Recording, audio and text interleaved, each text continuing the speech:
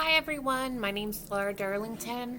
I chose to do a topic on science, so I'm doing one on the KWL charts, what I know, what I wonder, and what I learned.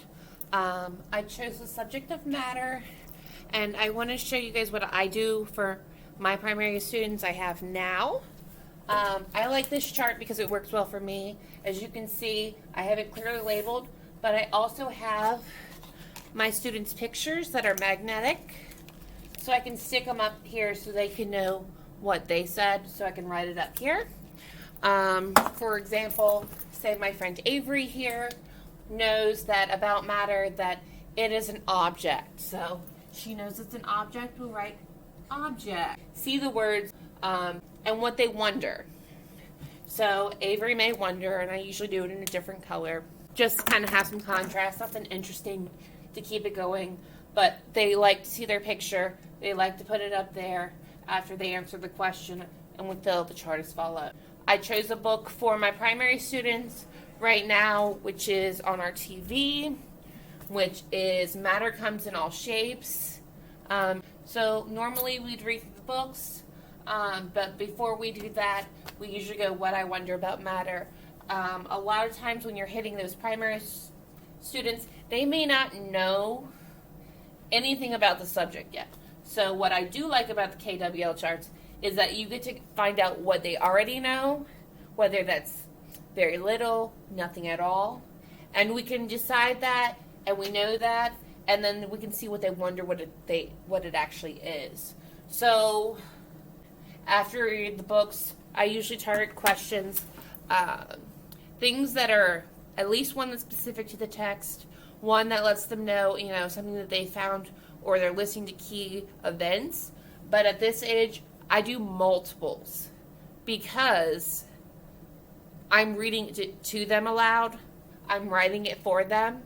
So one specific question isn't suitable for everyone. So I'm going to be asking different kids different questions just to see if they're comprehending the information that I'm putting out there. For older kids, once we're, past the preschool, kindergarten age, out of primary school, this is one of my recommendations, is getting one of these. Very simple, very basic. They don't need a lot of information in it. I'd start with 1, 2, 3 ideas tops.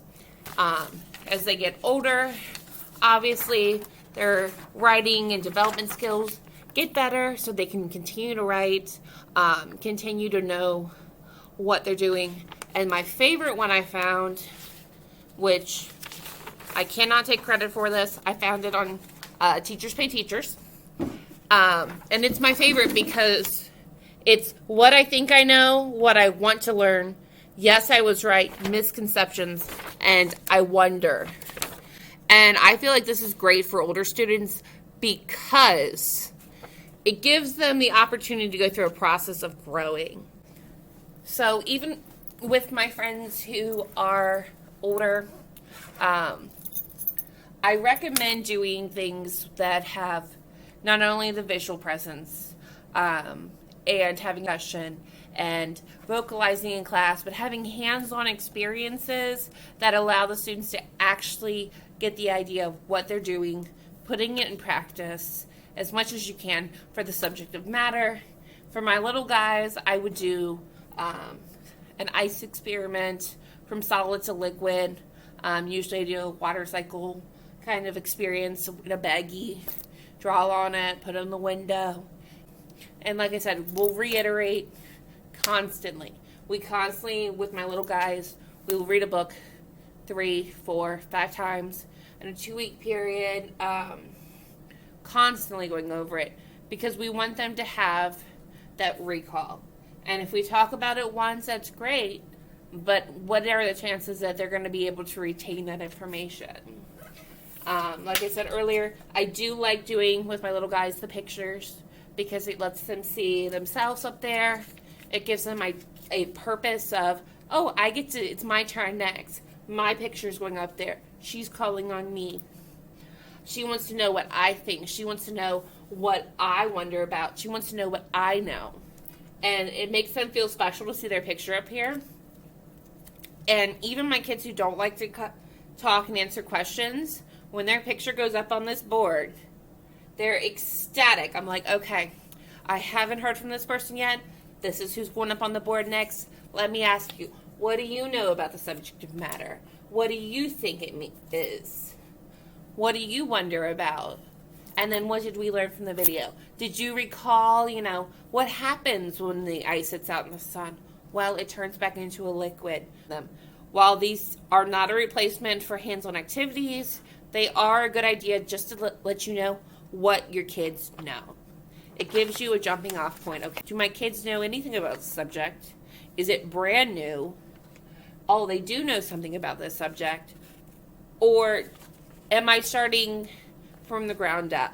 So always have multiple materials, always have multiple books. So guys, as far as disadvantages goes to the KWL charts, the ones I have found are that they do not replace hands-on experiences.